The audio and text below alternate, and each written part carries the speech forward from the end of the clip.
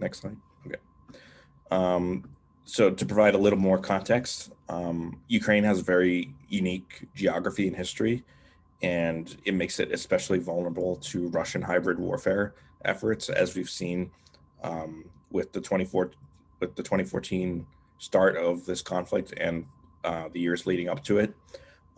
This map, for example, shows us the territories of eastern Ukraine that we're focusing on for this particular game. And you can see on this map that there is a significant population of ethnic Russians in those regions, and that makes them susceptible to, especially to Russian propaganda efforts to get them to turn against their native government and want to become part of Russia proper. Next slide.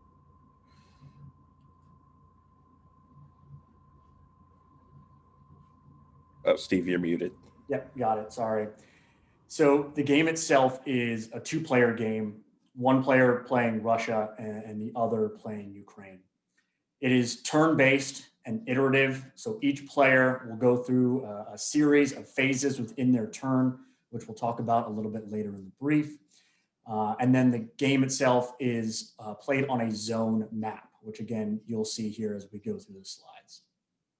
A little bit about the scenario. So we set the game in early 2015, thinking about February timeframe. This is immediately following the signing of the Second Minsk Accords.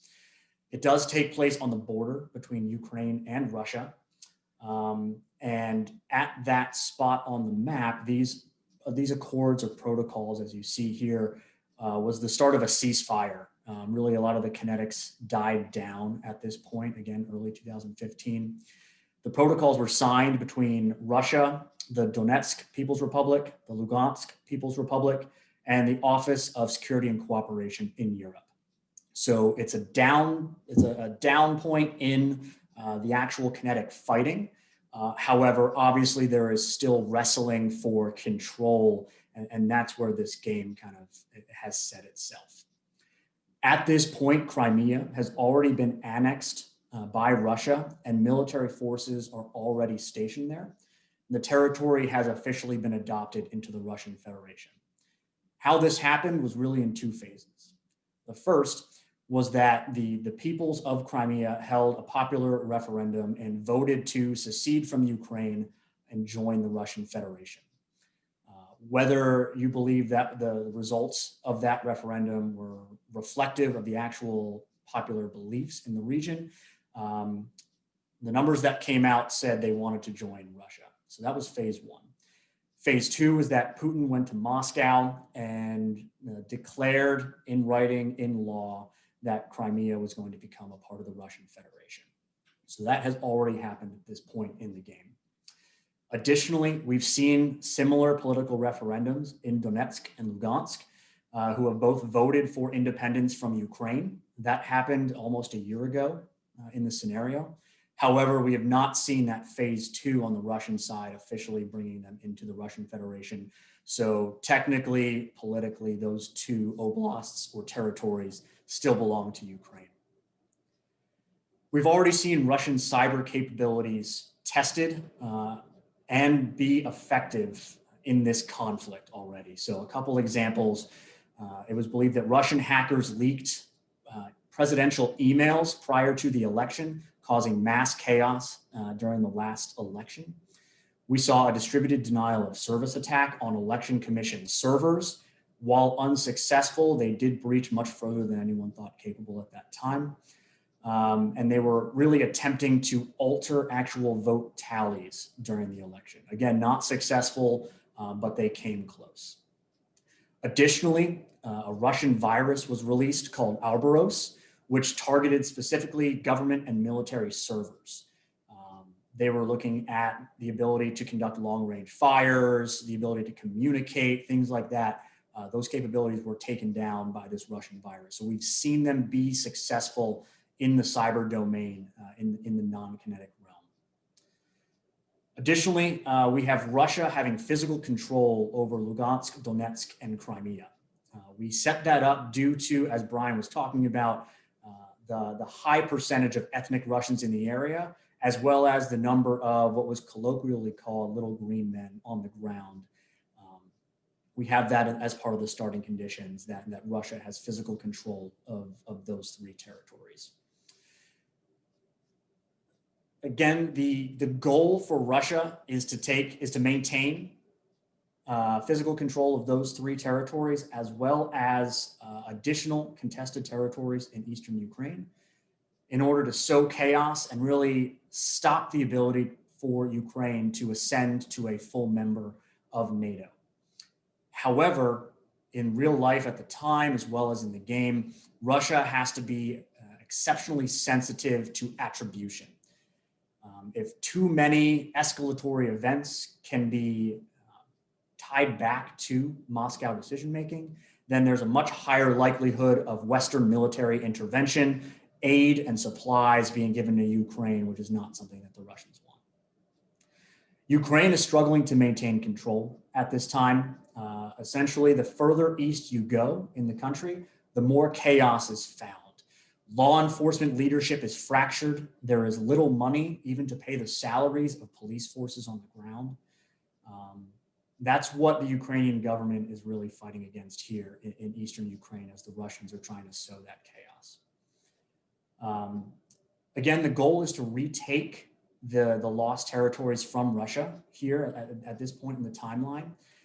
And additionally, Ukraine is facing much fewer restrictions when it comes to attribution and therefore force employment, because these things are occurring on its borders, right? This is within their political territory, so they have a lot more freedom of movement and maneuver here. So again, looking at the game objectives, right? So this is what we hope players take away from the game as they play it. The first is understanding the constraints faced by each player when taking actions to reach those victory conditions.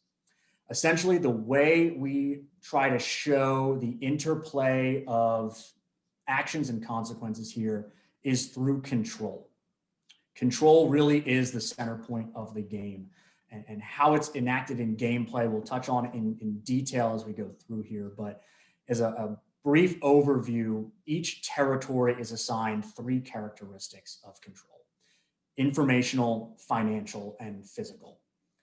What we're trying to show here is the interaction of those. So if you have informational control over a territory, it may be easier to take physical control. Likewise, if you don't have financial control over a territory, it may be more difficult to take physical control over that territory if you don't already have it. We have an attribution scale in the game, which we'll discuss later, to bring up consequences, again, talking to the realities that Russian decision makers faced at this time. And we also want to show the lower risks for non-kinetic actions towards that attribution. Again, we're trying to encourage players to explore and expand gray zone operations and activities, vice physical combat here, to take true control over each territory. So I mentioned we have 3 aspects of control per territory. In the game, players will take full control over that territory if they have 2 of the 3. Right, so here's where you see the interplay between kinetics and non-kinetics of if you have, or if a player has financial and informational control, they technically have control over that territory, even if they've never had to physically fight for it. Additionally, players are restricted by non-military factors here. For Ukraine, more forces could equal more destabilization in those areas where there are high levels of ethnic Russians. So if those ethnic Russians see Russian forces as liberators, an onslaught of Ukrainian troops could just create more chaos and may generate more proxy forces on the ground by the individuals that live in that area. They have to take the territories back by force, right? So that's the combat piece, but they also have to regain the trust of the people. And that's in the game represented by that informational control piece. For Russia, more effective means of control, things that they have a lot of, meaning forces, equals greater attribution for them. So there's a higher risk the more forces they employ on the board. And again, we'll talk through a little bit about that mechanic itself as we go through the brief here. That comes with higher risks. There are punishments within the game system that you'll see that are really meant to disincentivize Russia from just walking across the border into Ukraine and just pushing all the way to Kiev. We sequence tactics as well that have special or disproportionate effects in the game. So proxy forces can take over control of a territory without attribution, because within the game and within real life, those proxy forces normally were the individuals that already lived in that territory. So it's much, much harder to assign responsibility to Russia when it's the actual homegrown individuals that are joining those proxy forces. However, if those proxy forces that are empowered by Russia try to take over too early, and the Russians have not already gained informational control, it's going to be much more difficult, and those proxy forces may end up turning the populace against them, right? So that gets into the sequencing of events here of the interplay between the kinetics and the non-kinetics. Additionally, for financial control, it costs players less to purchase financial control in a territory if they already have another aspect of control, whether that's informational or physical. And then the third thing we input into the game here to talk about the interplay is intelligence. So intelligence plays a role in all three, and Brian will talk more to that as we go through, but target intelligence in the game can reduce costs and risks for players on both sides. Bottom line, we really want players to walk away understanding the inherent contradictions that are present in gray zone scenarios for both aggressor and defender states. For the actual player objectives, for the players in the game, Ukraine, as I've already mentioned, wants to regain physical control over its lost territories, and Russia wants to leverage physical, financial, informational mechanisms to take control over as many Eastern Ukrainian territories as possible while avoiding attribution and generating that chaos. So with that, I'll turn it back over to Brian.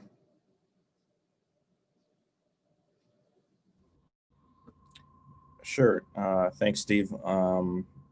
So here we kind of have I know it might be kind of hard to see, but we have a rundown of the scenario, the rules, starting conditions, that sort of thing. So to just give a quick overview of the starting scenario, I guess. So the Russian player goes first, given Russia's aggression in the real world conflict. The turning, as far as each turn goes, there's kind of 6 parts to a turn. We start with a player drawing a gray zone operations card. So it's a type of card that can include anything from a cyber attack to sort of more financial means.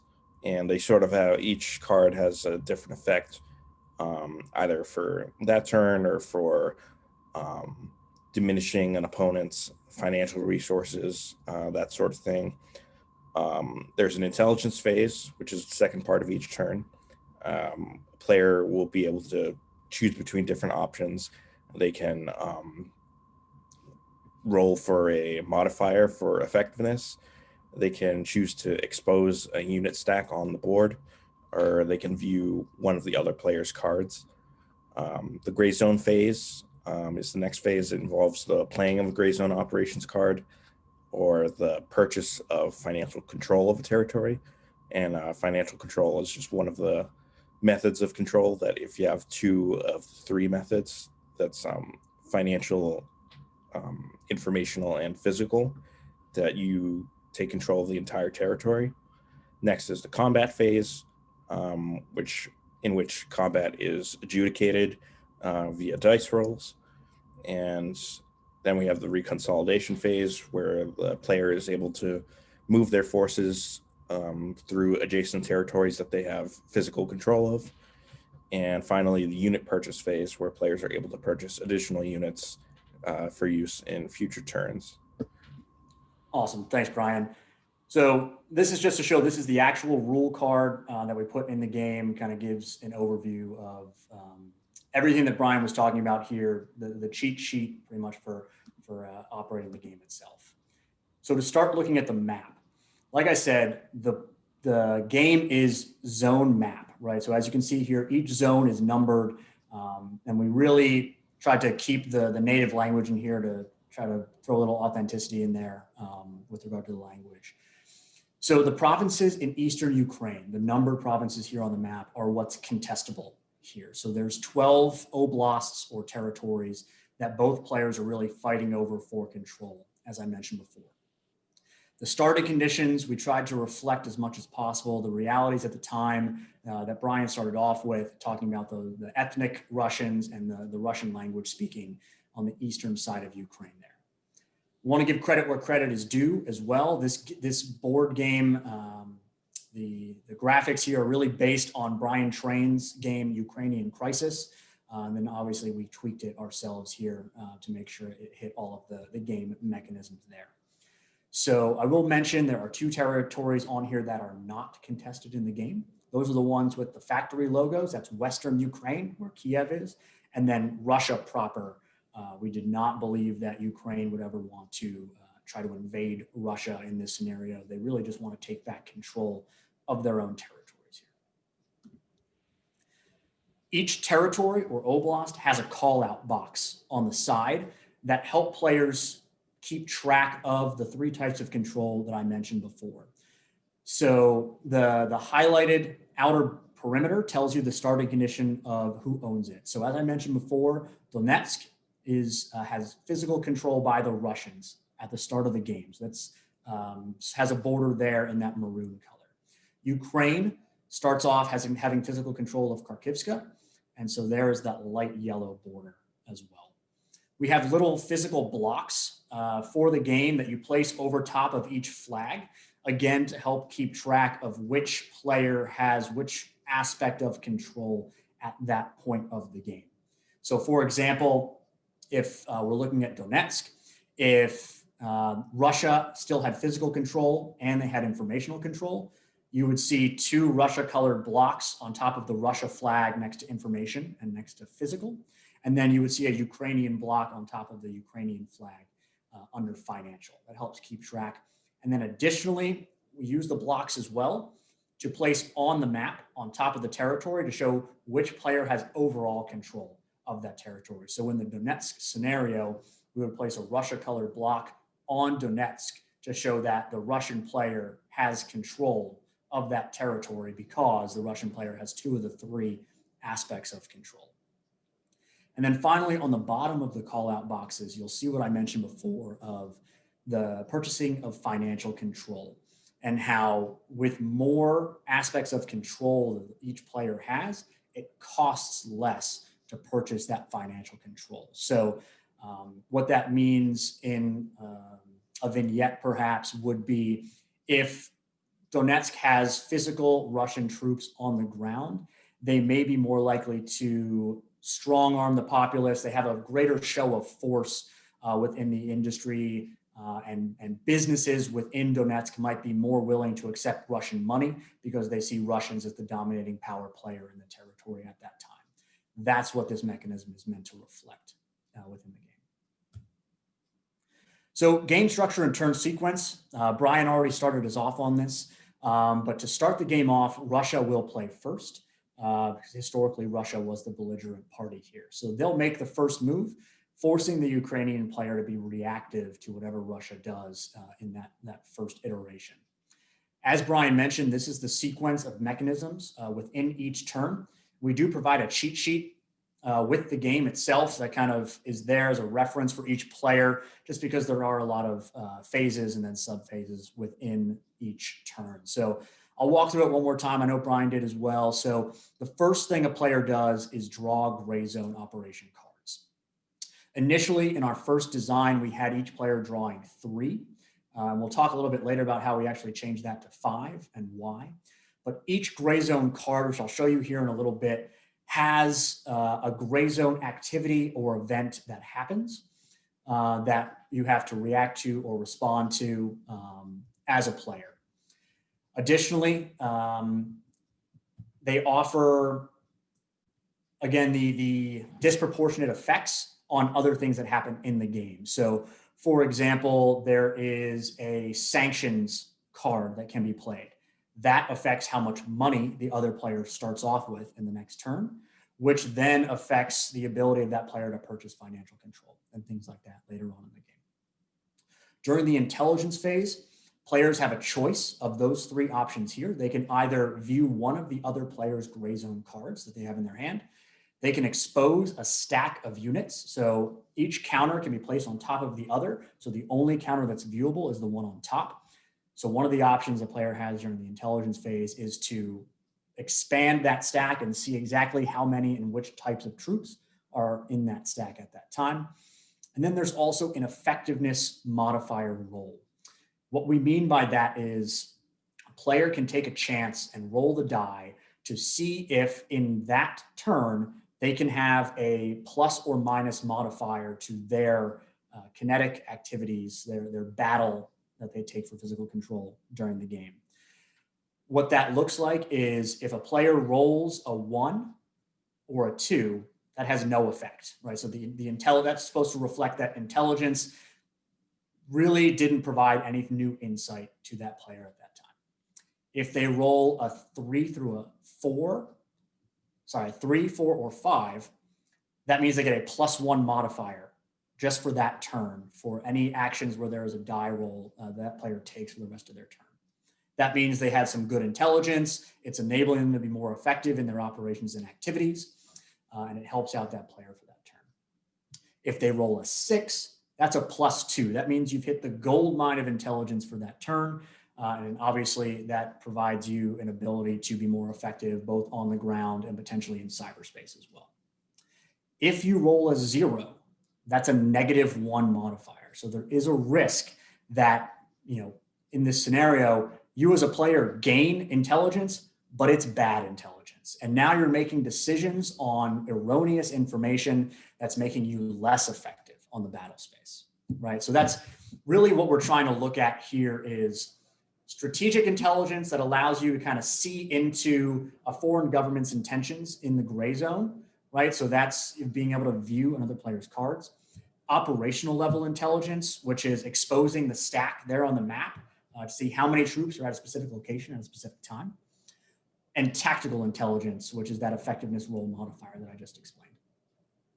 In the gray zone phase, players now have, again, another choice. They can either play one of the cards, which again, I'll walk you through here in a second, or they can purchase financial control of one territory.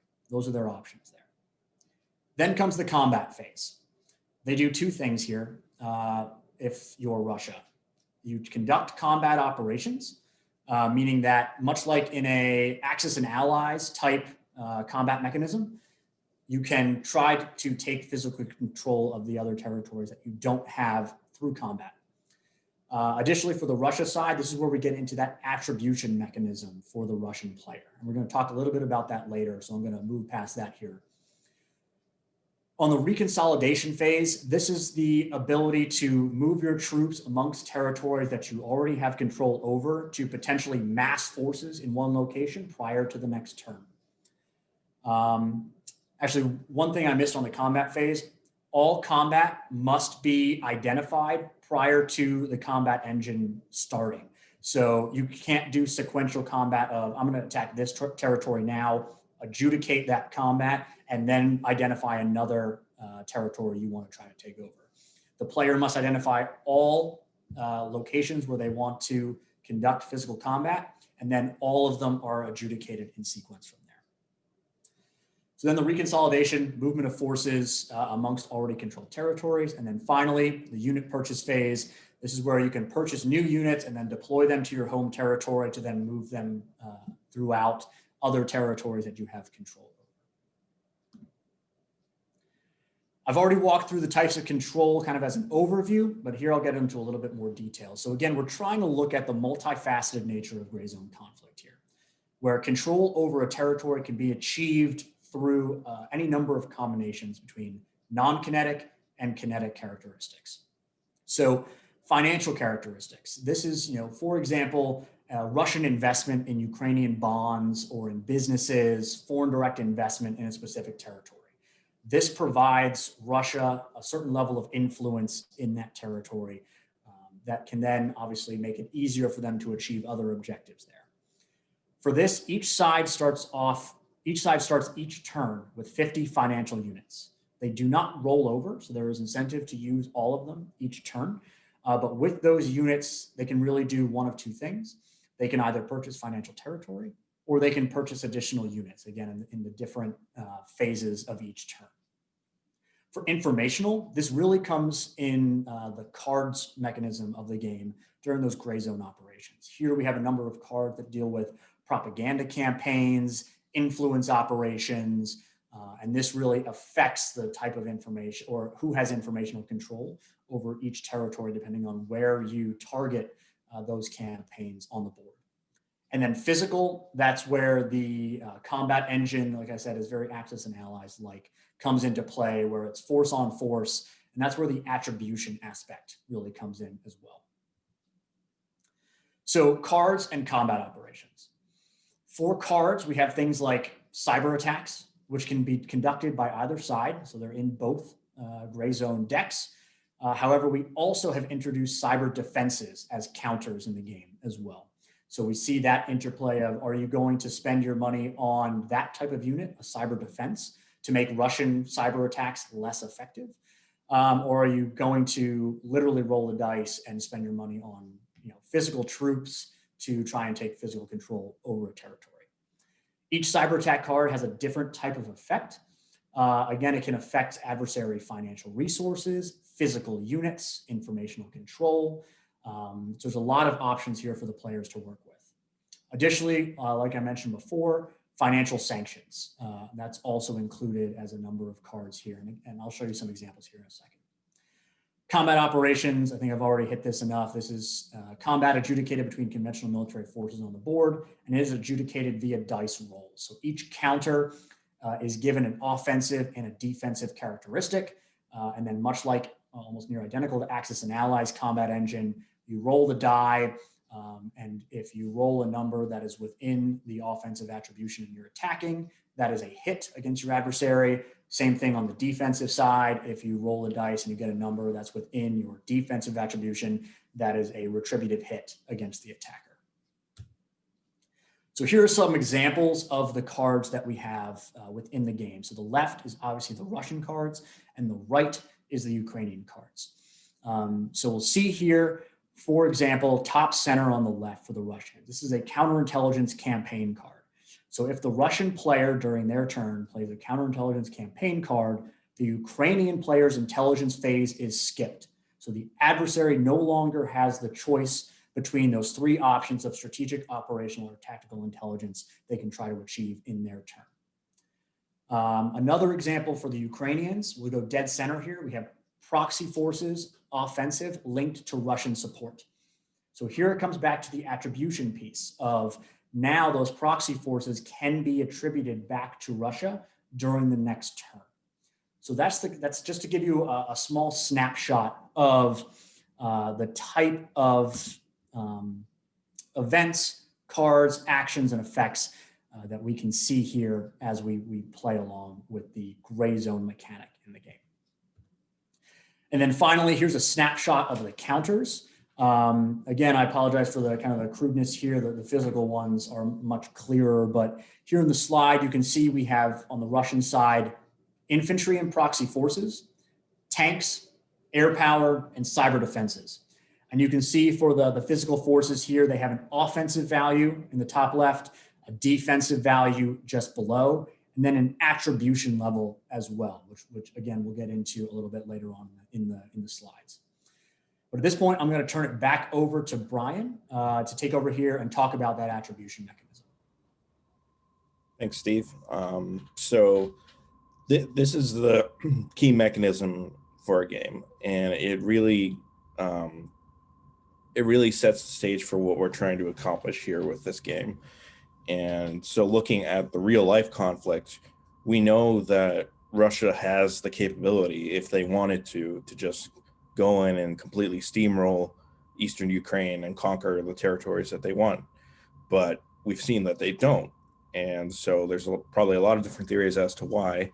But the most convincing to us is the idea that Russia has a desire to be able to capture as much of Eastern Ukraine as it can, while also reducing the probability or effectiveness of international response to overt aggression. So this plays into our game in the form of this attribution mechanism, which is on a 0 to 5 scale, and it's tiered. So as you move up the scale, if you hit 5, it kind of resets back to 0. So various Russian actions can contribute to attribution. Things like Russia using its own forces over proxy forces to fight the Ukrainians, that would increase Russian attribution. Certain cards that the Ukrainian player could play could increase Russian attribution. And once that attribution reaches 5, they face a sort of tiered consequences. So once it reaches 5 the first time, there's sort of a first tier of sort of like mild consequences, things like sanctions that reduce Russia's financial units for their next turn, things like that. And it's meant to discourage the Russia player from using too much of its own native forces and try to get them to use as much of the proxy forces as they can, even though they have weaker combat values. Yeah. Okay, so victory conditions. Ukraine, obviously, their goal is to physically reconquer the lost territories. And here, in as far as the game goes, we're saying that they have to hold them for 3 consecutive turns, the lost territories, or they can gain control over all territories for a single turn. And by control, we mean 2 of the 3 mechanisms of control. That would be financial, informational, and physical. And for Russia, it's more simple. They're just trying to maintain control over over half of the contested territories, or achieve physical control over all the territories over a single turn. And so here we have just a couple photos from our first playtest we did last month.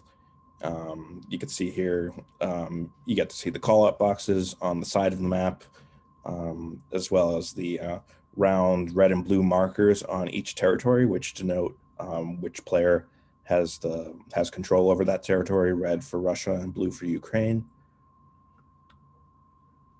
And then I think we can also call out here, you can see the stacks as well. So if you look at territory number 8 there on the left side, you can see what was, I'm sure, originally a much nicer looking stack where you can only see the actual unit that's right there on top. I will mention as well, this is, call it version 1 of the game. So you'll see here, we had not yet put the actual counter attributions on the counters. That was some of the feedback we had in that gameplay, which we'll walk through here in a couple more slides. And then you can see kind of the cyber defense deployments, as well as the proxy forces here represented in yellow.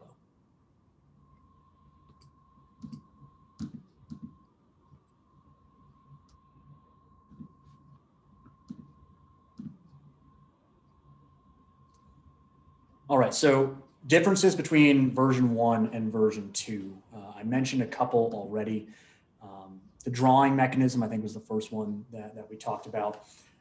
We found that the players who were playtesting didn't feel like they had a lot of choices when it came to gray zone activities and the cards. Only having 3 did not allow them to really think as far ahead because there was so much turnover of their hand throughout the game. So between version 1 and version 2, we changed the rules to picking 5 gray zone cards in the first turn. And then obviously you use a card and then you draw a card at the beginning of your next turn. Attribution. Here's where Brian talked about the tiers of punishment. What we found quite quickly in our class playtest was that the punishments for attribution were not high enough to deter Russia from just trying to invade Ukraine completely with their own troops, regardless of the type of attribution that brought with them.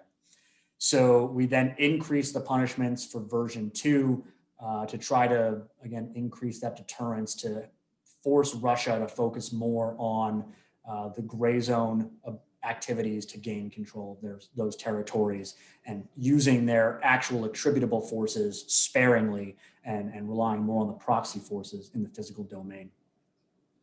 For financial control, we found it to be less realistic for a Russian player to be able to purchase financial control over a territory that was so far away from other territories they had physical control over. So we added a caveat to the rules where a player could only purchase financial control of a territory that they already had physical control over or was adjacent to a territory that they had physical control over. Again, trying to increase the level of interplay between the different aspects of control that we're highlighting here in the game. And then, as mentioned already, we added the counter characteristics, but we also added variability within the counter. So different types of infantry will have variable defensive attributes, which is meant to mimic different levels of training and also will to fight. So that was another thing that we brought from version 1 to version 2 after various playtests. And then attribution punishment tiers, we added a function where Ukraine gets more troops. We found that in order to make up for the number of troops that Russia ended up having in the game, we wanted to provide Ukraine an ability to gain more troops as part of a military support from NATO countries, whether that's foreign military sales or actual direct deployment of allied forces into the region. So we added that into the punishment tiers as well.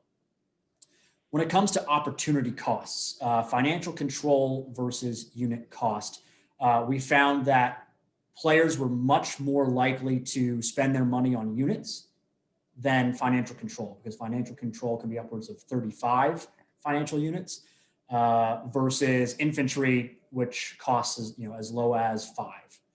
So players were spending their money much more so on units than financial control. So we wanted to kind of even that out to, again, try to force the players more towards gray zone activities to gain control, vice just having the game devolve into an Axis and Allies or a Risk physical domain exclusively game.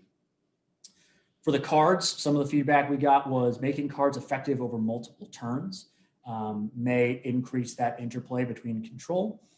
A rapid deployment card.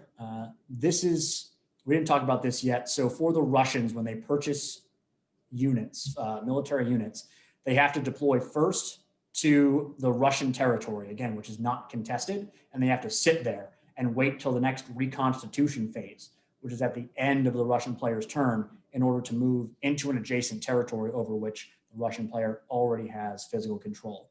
So that unit really can't be placed into combat for 2.5 turns. A rapid deployment card would allow the Russian player to move that force into a held territory immediately, skipping that intermediate turn where it has to sit in the Russian home territory. And then making card play conditional on status of the board, meaning that gray zone cards may not be effective if certain conditions have not been met on the board, right? Making it more conditionally based play. And I'll turn it back over to Brian here for the final slides. Sure. As far as other improvements, things to think about, just general tabletop versus computer-based. As you saw in the images from the game, as well as the rule cheat sheets and cards that we had, these games like this tend to be fairly complicated, and there's a lot of markers and counters that you have to keep track of on the tabletop, versus something that's more digital, where you can have things sort of done automatically and you don't really have to worry about the board table shifting or keeping track of the various pieces and where they are. So something to consider for the future is if we try to develop a software computer-based version of this game. Next, a big thing, playability versus historical simulation. This is something you see in all professional war games, just trying to balance the real world nuances of these types of conflicts, of which there are many, versus making it playable and accessible and balanced for the players. So there's a lot of sacrifices back and forth that we had to make. Obviously, there's a lot more details in the real world aspects of the conflict. Things such as the map we showed towards the beginning, showing the different ethnic makeup of Eastern Ukraine, and so there was consideration early on in the process, the idea of making each territory have a different sort of likelihood of effectiveness of intelligence or propaganda efforts based on the demographic makeup. For example, if a territory has is made up of 70% ethnic Russians, it would be much easier for Russia to take informational control versus a territory that has only 25% ethnic Russians. So those are things that we considered early on. We might implement later, but for now we decided to sort of keep it simple to avoid overcomplicating the game for our players. Next slide. Other things based on feedback we received from our playtest, limits on playable units. That's an idea that we could consider for the future. If we impose either a limit per turn on units or a total limit, like say for the entire game, the Russia player is only limited to 30 or 50 units or something like that, because then it sort of discourages the over-reliance on military assets that we tend to see in our playtests and gets players to leverage more of the gray zone operations that we're trying to get across on the game. And a final thing, changes to player options per turn. So potentially we could offer a different mix of combat for more engaging gameplay, or limit players to either a choice of combat, or playing a gray zone card. It would also help to sort of quicken the pace of play.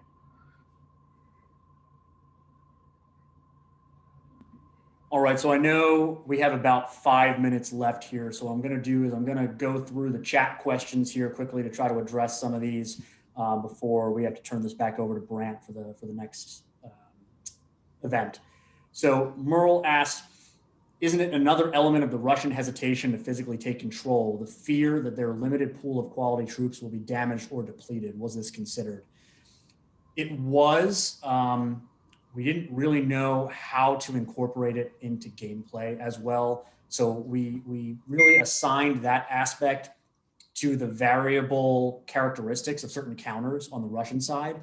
And what I mean by that is it sort of reflects Russia's hesitancy to deploy all of their best quality troops at the same time to Eastern Ukrainian theater, and would send some of their less experienced troops to retain some of their higher level capabilities for other contingencies that may come across. Does control over information space affect intelligence phases and roles? No, it does not. It could, but I think what we were trying to get after in the information space is really, nope, I'm going to go back on that.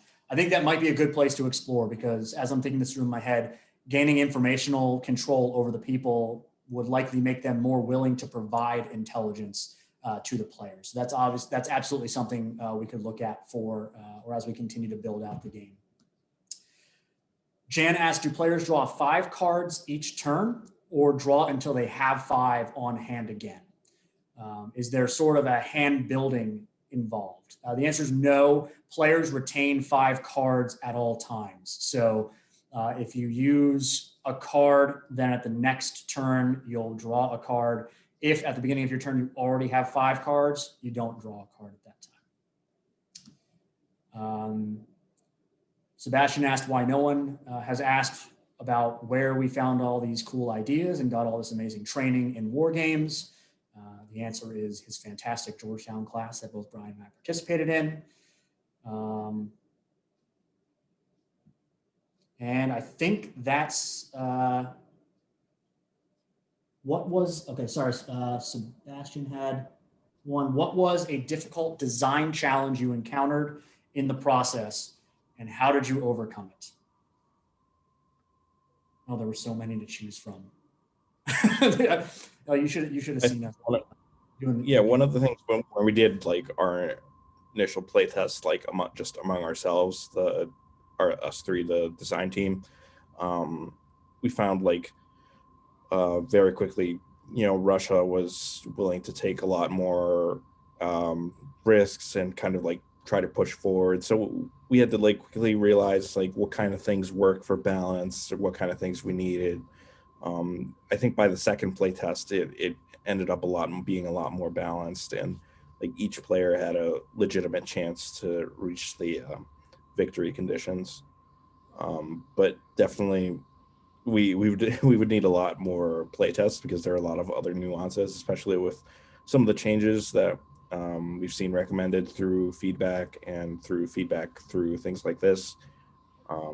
I'd be curious to see what new play tests tell us. Absolutely. And then final question from Sebastian before we turn it over to Brant. Who did we design this game for as a target demographic or target audience? And I think for us, it was field grade level professional military education. So command and staff college, Army War College, Naval War College, individuals who already have at least a limited, hopefully more than limited background on how military operations work and how that has an effect in the information space, information environment. But it can also, I think, be played by a very wide level of audience. Like, you don't need to know the nuances of military force on force kinetics to be able to move two counters against each other and understand how the die roll combat engine operates.